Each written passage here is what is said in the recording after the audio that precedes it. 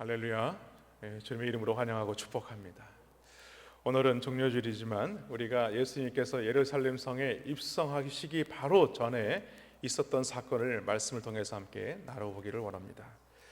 오늘은 함께 지어져가는 교회는 십자가 진리를 따르는 교회입니다 라는 말씀으로 함께 말씀을 나누겠습니다. 예수님께서 이 땅에 오신 궁극적인 목적은 무엇이냐? 바로 그것은 십자가를 지는 것입니다. 그래서 예수님은 자신이 반드시 십자가를 져야 한다는 것을 공개적으로 말씀하셨습니다. 그리고 십자가의 진리가 요구하는 삶이 무엇인가에 대해서 우리에게 계속해서 요구하셨다는 것이죠. 무슨 말이냐면 십자가를 믿음으로 말미암아 구원에 이른 사람들이 살아야 할 이 삶의 모범이 무엇인가를 우리에게 제시하고 있다는 말씀입니다. 오늘 본문 말씀은 예수님께서 이 골고다의 십자가를 멀리 바라보시면서 예루살렘을 향하여 가는 그 여정 가운데 일어난 일입니다. 예수님은 고난과 죽음을 위해 가시면서도 이곳에서 한 사람을 만나십니다. 그는 남들이 거들떠보지 않는 소외된 자였습니다. 그러나 예수님은 그를 주목하셨을 뿐만이 아니라 그의 문제를 해결하여 주시고 그의 질병을 고치셨다는 것이죠. 바로 그가 우리가 오늘 본문에 소개되고 있는 맹인 바디메오입니다. 그래서 오늘은 그가 예수님께 나와서 결단하는 그의 모습을 통해서 이 십자가의 진리가 요구하는 삶이 무엇인가를 함께 말씀을 살펴보려고 합니다. 먼저는요, 십자가의 진리가 요구하는 삶을 살기 위해서는 다시 포기를 구해야 하는 것입니다. 당시 맹인은요, 요한복음 9장을 통해서 알 수 있는 것처럼 문둥병자와 같이 하나님께 저주받은 사람으로 여겼습니다. 그래서 그들은 사회적으로 외면당하며 살 수밖에 없었어요. 당연히 그들은요, 사회적인 생활을 할 수 없었기 때문에 그들이 할 수 있는 것이라는 것은 바로 구걸하는 삶이었습니다. 그렇기 때문에 유월절과 같은 절기는요, 그러한 거지들에게는 마치 한몫을 챙길 수 있는 아주 좋은 기회였다는 것입니다. 그래서 바디메오도 여느 때와 같이 삶을 연명하기 위해서 많은 사람들이 지나가는 그 예루살렘 길목에서 여리고에 앉아서 구걸을 지금 하고 있는 것입니다. 그런데 어느 날 맹인 바디메오는요, 예수님이 여리고를 지나가신다는 이야기를 듣게 되었습니다. 그리고 그는 자기의 삶의 최대의 문제를 해결할 수 있는 그 절호의 기회다라고 생각을 했다는 것이죠. 왜냐하면 그동안 많은 사람들로부터 예수님께서 놀라운 기적을 행하셨다는 소문을 그는 익히 들었기 때문입니다.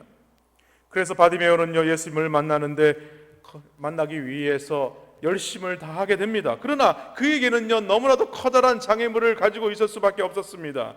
그가 가지고 있는 장애물이 무엇입니까? 그는요, 앞을 보지 못하는 거예요. 그리고 또 오늘 말씀에서 보는 바와 같이 못마땅하게 여기는 군중들이 그에게 있어서 커다란 장애물이었다는 것입니다. 바디메오가 지금 듣기를 원하는 것은요, 바로 예수님의 목소리입니다.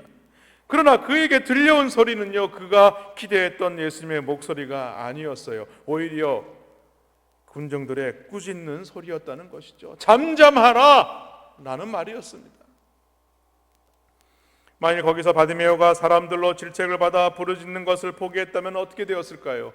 그는요, 결코 눈을 뜰 수 없었을 것이라는 말씀입니다. 그러나 바디메오는 그렇지 않았습니다. 방해하는 사람들의 소리를 극복하고 더욱더 큰 소리로 예수님을 향해 부르짖었습니다. 그 결과 마침내 그는 지나가는 예수님의 발길을 멈추게 하고 그에게 관심을 집중하는 데 성공을 하게 됩니다. 사랑하는 여러분, 이처럼 난관을 극복하고 문제를 해결받은 사람들의 이야기는요, 성경 여러 곳에서 우리는 찾아볼 수 있다는 사실입니다. 누가복음 19장에 보면 삭개오가 그렇습니다.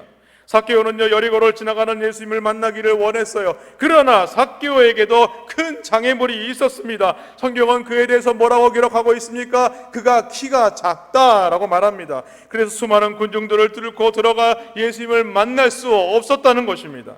그러나 삭개오는요, 이러한 장애물을 극복하기 위해서 어떻게 했습니까? 뽕나무 위로 올라갔다는 것입니다. 그래서 그는 예수님을 만날 수 있었고 그의 인생의 모든 문제를 해결함을 받을 수 있었다라고 성경은 기록하고 있습니다. 또한 마가복음 7장에 보면 수레보니게 여인이 그렇습니다. 수레보니게 여인은요, 예수님에게 자기 딸에게서 귀신을 쫓아달라고 간청을 하게 됩니다. 그때 예수님은 그 여인을 향하여 이렇게 말씀하셨습니다. 자녀의 떡을 개에게 주는 것은 합당치 않다. 이 말씀은요, 예수님께서 그 여인을 시험하시는 것이었어요. 그 여인에게는요, 이방인이라는 장애물이 있었습니다. 그럼에도 그 여인은 뭐라고 말합니까? 개도 주인의 상에서 떨어지는 부스러기를 먹나이다 라고 말을 합니다. 예수님께서 수레보니게 여인의 말에 감동을 받으시고 그의 딸에게서 귀신을 쫓아내셨다라고 성경은 기록하고 있죠. 그렇습니다. 이 수레보니게 여인은요, 이방인이라는 장애물을 극복했을 때에 문제의 해결을 받게 되었다라고 성경은 기록하고 있습니다. 그렇습니다. 오늘 여러분은요, 주님의 기적을 경험하는 신앙이 되기를 원한다면요, 우리는 이 은혜를 방해하는 이 모든 요소를 극복해야 하는 것입니다. 모든 세상적인 유혹을 끊어버리고 끊임없이 주님의 은혜를 사모하는 자리에 우리는 나아가야 하는 것입니다. 그때 주님께서는요, 오늘 이 바디메오에게 세 가지 과정을 통해서 그를 치료해 주십니다.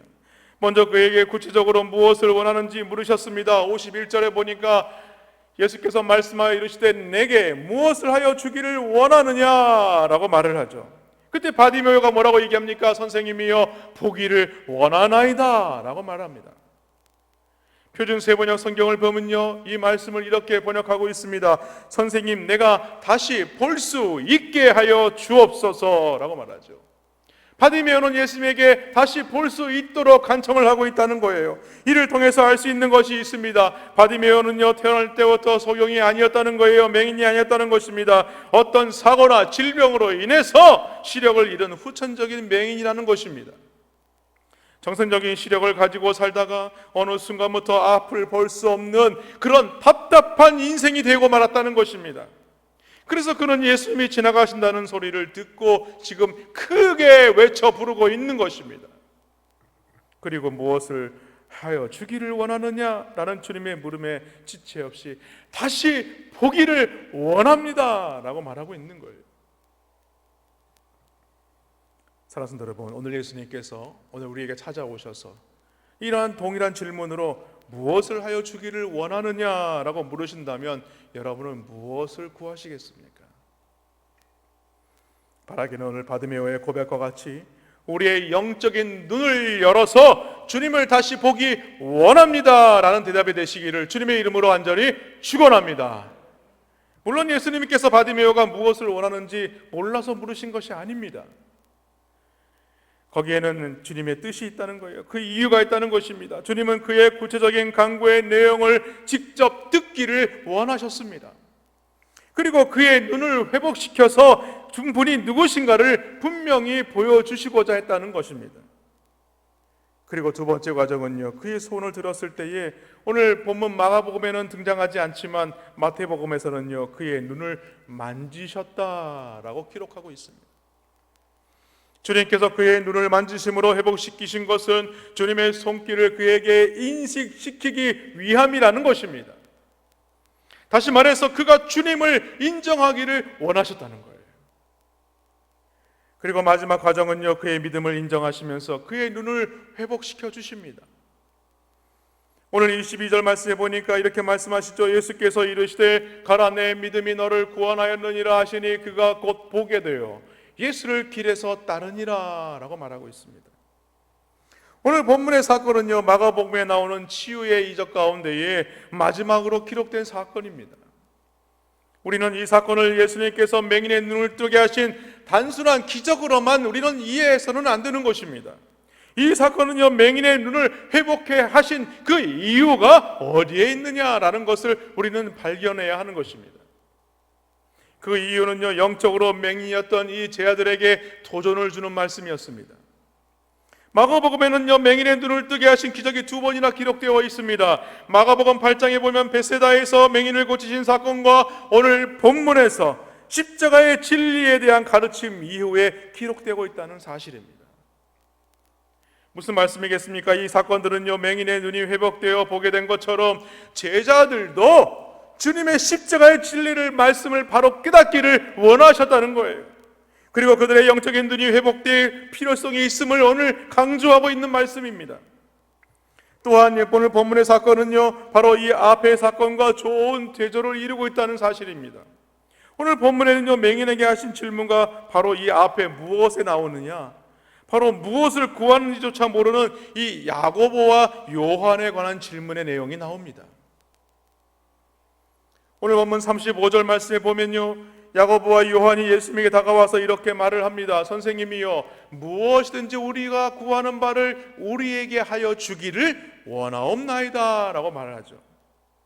그래서 예수님께서 오늘 바디메오에게 물은 것과 같은 동일한 질문을 그들에게 하십니다.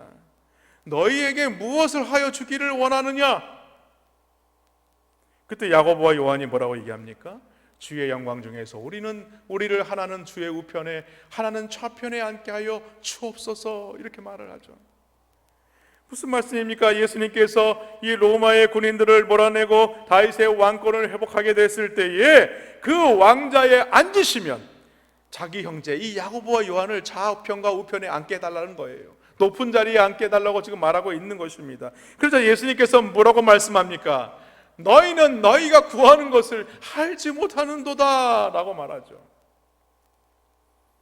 여러분은 얼마나 큰 대조적입니까? 이 야고보와 요한에게 묻는 동일한 질문은 똑같았습니다. 그리고 오늘 바디메오의 질문에는요, 바디메오의 답변과 너무나도 대조되고 있다는 거예요.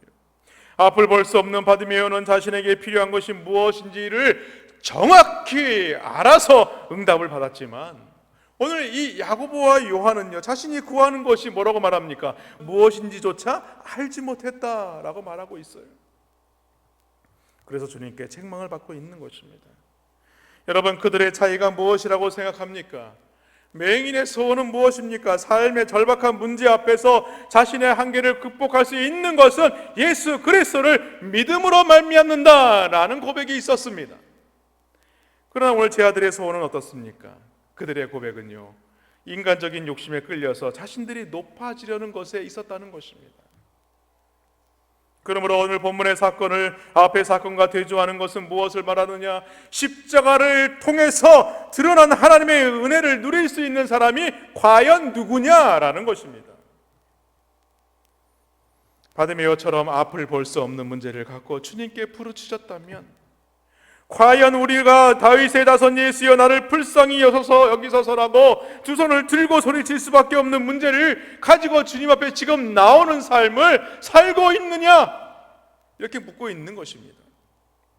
여러분, 그런 마음으로 예배에 참석하고 있고, 그런 마음으로 기도의 자리에 나와서 그런 마음으로 주님을 찬양하고 있다면요, 그 사람은요, 예배에 잘 나온 사람입니다. 여러분, 우리 바디메오처럼 이렇게 고백하는 은혜가 있기를 바랍니다. 다윗의 자손 예수여 나를 불쌍히 여기소서. 그렇습니다. 우리는 주님 앞에 나올 때마다 이렇게 구해야 하는 것입니다. 나를 불쌍히 여기소서.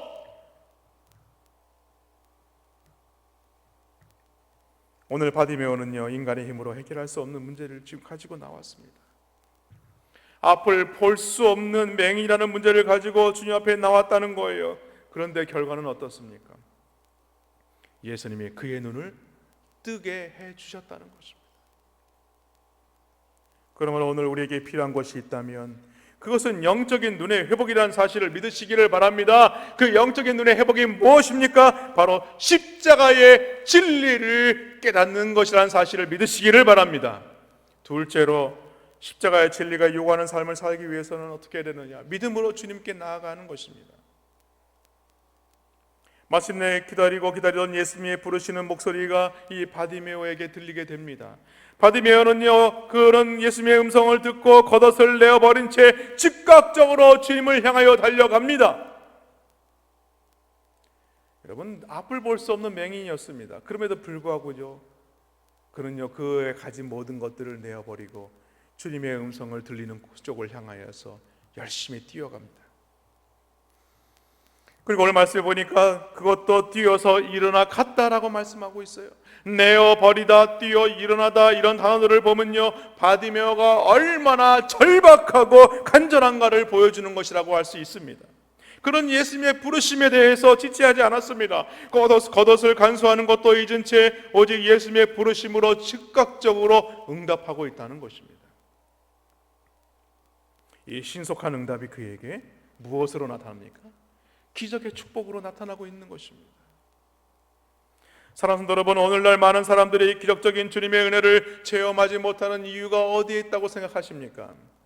그것은요, 바로 주님의 부르심에 즉각적으로 응답하지 않는다는 거예요. 세상 일에 지체하고 세상의 모든 것들을 바라보다가 결국에는 그 은혜 받을 기회를 놓치고 만다는 것입니다. 오늘 52절 말씀에 가라 내 믿음이 너를 구원하였느니라 라고 말씀하지 않습니까? 무슨 말입니까? 주님의 능력을 경험하고 새로운 삶을 경험하는 것에서는 무엇이 가장 밀접한 관련이 있느냐? 그것은 바로 믿음이라는 것입니다. 믿음의 즉각적인 반응이라는 거예요. 이 말씀에서 예수님은요, 바디메오의 믿음을 보셨습니다. 그래서 그 믿음을 오늘 축복하고 있는 거예요. 그렇습니다. 예수님은요, 병자를 고칠 때에 그 사람에게 믿음이 있느냐 없느냐를 보셨다는 것입니다. 그리고 그 믿음을 칭찬하시기도 했고 축복도 하셨고 나아가 소원도 이루어 주셨던 것입니다. 여러분, 마태복음 8장에 보면요, 중풍병으로 누워있는 그 하인을 위해서 그 간구했던 백부장의 믿음을 보시고 주님께서 이렇게 말씀하시죠. 이스라엘 중 아무에게서도 이만한 믿음을 보지 못하였느니라. 그리고 마태복음 9장 2절에 보면요, 침상에 누운 중풍병자를 사람들이 데리고 왔을 때에 예수께서 그들의 믿음을 보시고 중풍병자에게 이르되 작은 자여 안심하라 내 죄 사함을 받았느니라 라고 말씀하셨습니다. 여기에 중요한 것이 무엇입니까? 그들의 믿음을 보았다는 것입니다. 그리고 12해를 혈혈증을 앓는 여인이 믿음으로 예수님의 옷자락을 만났을 때 어떻게 되었습니까? 마태복음 9장 22절에 따라 안심하라 내 믿음이 너를 구원하였다 하시니 여자가 그 즉시 구원을 받으니라 이렇게 말씀합니다. 마태복음 9장 29절에도 이에 예수께서 그들의 눈을 만지시며 이르시되 너희 믿음대로 되라 하시니 라고 말씀하시죠. 또한 마태복음 15장 28절에 보면 이에 예수께서 대답하여 이르시되 여자여 내 믿음이 크도다 내 소원대로 되리라 하시니 그때부터 그의 딸이 나으니라 라고 말씀하고 있습니다. 그런데요, 이와는 달리 예수님은요, 믿음 없는 것을 책망하시기도 하셨어요. 누가복음 12장 28절에 보면 이렇게 말씀하십니다. 오늘 이 땅아 내일 아궁에 던져지는 들풀도 하나님이 이렇게 입히시거든 하물며 너희일까 보냐 믿음이 작은 자들아. 또한 요한복음 20장 27절에 보면 도마에게 이르시되 내 손가락을 이리 내밀어 내 손을 보고 내 손을 내밀어 내 옆구리에 넣어보라 그리하여 믿음 없는 자가 되지 말고 믿음 있는 자가 되라. 그렇습니다. 믿음은요, 하나님의 성도들에게 주시는 바로 능력이란 사실을 믿으시기를 바랍니다. 그래서 히브리서 11장 6절 말씀에서 뭐라고 말씀합니까? 믿음이 없이는 하나님을 기쁘시게 할 수 없다 이렇게 말씀하고 있어요. 그러므로 주의 은혜를 경험하고 새로운 삶을 살기를 원한다면 우리는 어떻게 되느냐? 믿음으로 주님께 반드시 나아가야 할 줄로 믿습니다. 그러한 사실을 믿고 구하시는 우리 남부민중앙교회 모든 성도님들 되시기를 주님의 이름으로 간절히 축원합니다. 마지막으로요, 오늘 예수님이 가신 이 십자가 길을 우리는 걸어가야 한다는 것입니다. 하나님의 구원을 체험한 바디메오는요, 오늘 감사와 찬송으로 하나님께 영광을 돌릴 뿐만이 아니라 바로 이 예수님을 길에서 따르니라 라고 말씀합니다. 그는 이제 자신의 새 삶을 예수를 위해서 오늘 헌신하기로 작정했다는 것입니다. 제자로의 새 삶을 살겠다라고 지금 고백하고 있는 거예요. 왜 그렇습니까? 그의 인생의 목적이 완전히 바뀌어지게 되었기 때문입니다. 이제 더 이상 바디메오는요, 길에서 앉아서 구걸해야 할 이유가 없어졌습니다. 그리스도 안에서 새롭게 태어난 바디메오는요, 예수의 복음을 쫓아 사는 복음의 일꾼이 되기로 오늘 지금 작정했다라고 말하고 있는 것입니다. 오늘 본문에 보면 이 따르다라는 헬라어의 원문의 뜻은 무엇이냐? 바로 스승의 가는 길을 알고서 제자로서 그 길을 따라간다라는 의미입니다. 주님께서 가신 그 십자가의 길, 그것이 나에게 고난이요, 나에게 고통이요, 나에게 어려움이지만 그러나 나는 그것을 믿음으로 받아서 내 그 길을, 주님이 가신 그 길을 믿음으로 따라가겠습니다 라는 고백입니다. 그렇다면 눈을 뜬 바디메오가 예수님을 뒤따기로 작정했다는 것은요, 예수님의 길을 어떤 길이라는 것을 너무나도 잘 알았다는 것이지 않겠습니까? 그 길은 바로 오늘 그 예루살렘으로 입성하시는 그 주님을 향하여 호산나 다윗의 자손 예수여 라고 고백하는 그 사람들의 모습이 아니라는 것입니다. 그것은 바로 골고다의 길, 바로 그 순환의 길을 알았다는 것입니다. 그렇습니다. 진정한 제자의 길은 어떤 길이냐? 바로 이 예수님의 십자가의 진리의 길을 따르는 것입니다.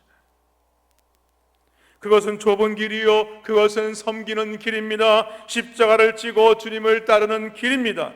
그 길을 따르겠다고 주님 앞에 믿음으로 고백하는 것입니다. 오늘 주님 앞에 나와 우리가 주님 앞에 엎드려 구할 때에 그렇습니다, 나는 주님의 길을 따르겠습니다 라는 믿음의 고백이 우리 가운데 있어야 한다는 말씀입니다.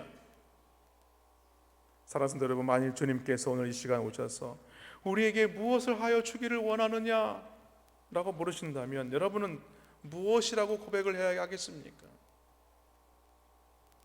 우리는요, 주님 앞에 나와서 주님, 내가 다시 주님을 보기를 원합니다. 주여, 내 자녀들이 변화받기를 원합니다. 우리의 가정과 사업장이 주님을 따르기를 원합니다 라고 대답을 해야 하는 것입니다. 또한 마음속으로 소원한 기도의 제목까지 하나님께서 들어 응답해 주실 길을 간절히 구해야 하는 것입니다. 그런데 오늘 말씀을 통해서 구원의 역사가 어떻게 나타나고 있습니까? 하나님을 믿는 믿음이 인생의 모든 문제에서 구원받을 수 있는 조건이 된다는 사실을 우리에게 보여주고 있다는 것입니다. 그래서 주님은요, 우리에게 말씀합니다. 너는 믿기만 하라.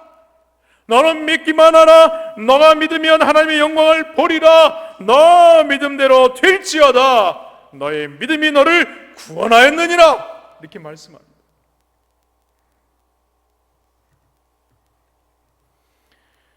말씀을 맺습니다. 여러분, 찬송가를 보면요, 페니 크로스비라는 이름이 자주 등장하는 것을 볼 수가 있습니다. 그 성경에 보면, 찬송가에 보면요, 왼쪽과 오른쪽에 작사가와 작곡가가 나와요. 근데 이 크로스비라는 사람의 여성의 이름이 계속해서 등장하죠.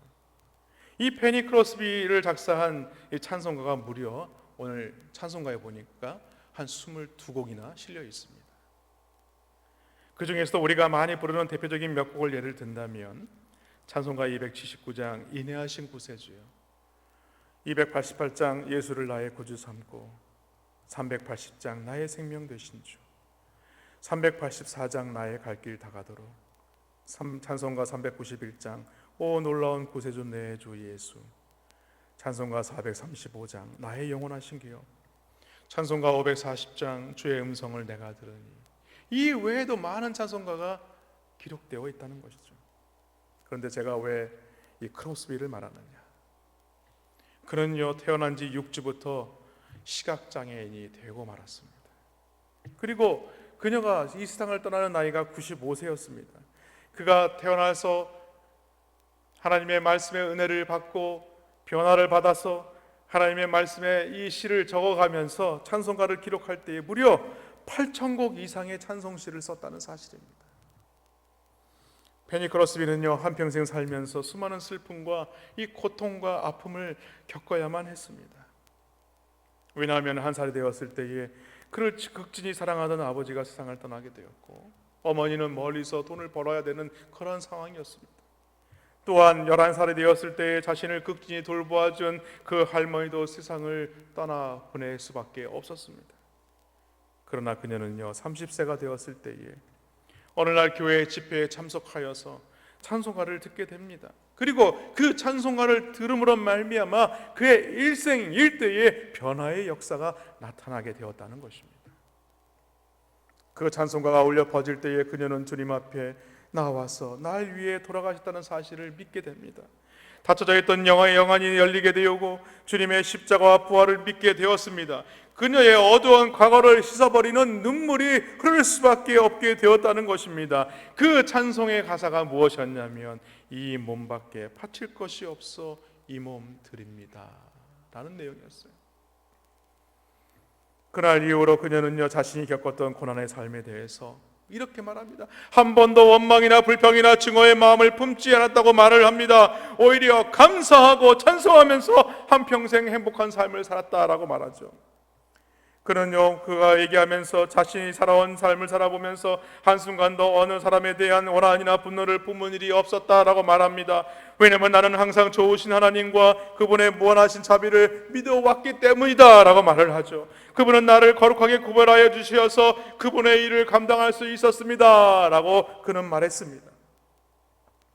그렇습니다. 그녀가 이렇게까지 행복한 삶을 누릴 수 있었던 것은 바로 육신의 눈은 볼 수 없는 맹인이었음에도 불구하고 예수님을 만난 이후에 영적인 눈이 열리고 구원을 체험한 이후에 자신의 사명을 발견했기 때문입니다. 사랑하는 여러분, 우리도 이런 주님께 쓰임받는 그런 인생이 열리기를 주님의 이름으로 간절히 축원합니다. 이러한 바디메어와 같은 믿음을 소유하시길 바랍니다. 이러한 크로스비와 같은 그런 신앙이 되시기를 주님의 이름으로 축원합니다. 그래서 오늘 주님께서 너에게 무엇을 하여 주기를 원하느냐라는 예수님의 말씀, 그 말씀을 들을 때에 오늘 우리의 마음에 소원하는 모든 기도의 제목들이 우리 가운데 이루어지고 응답받는 귀한 은혜가 있기를 주님의 이름으로 간절히 축원합니다.